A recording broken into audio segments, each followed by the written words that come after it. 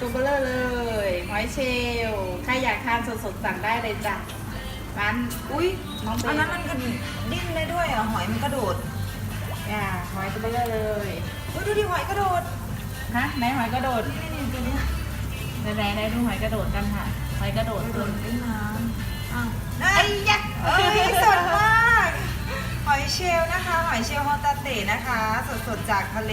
เกาะฮอกไกโดนะคะ ดูดิคะสดจริงอะไรจริงเด้งได้ด้วยกระเด้งได้ด้วยอุ้ย สวัสดีจ้าน้องฟ้าสวัสดีค่ะ อันนี้หอยเชลล์หอยเชลล์สดๆจากฮอกไกโดเดี๋ยวจะให้ดูหอยเป๋าฮื้อนะคะ ใครเคยเห็นหอยเป๋าฮื้อสดๆมั่งนี่อันนี้คือหอยเป๋าฮื้ออุ้ยน้ำดีเนี่ยค่ะตัวสดๆหอยเป๋าฮื้อ หนีบมือ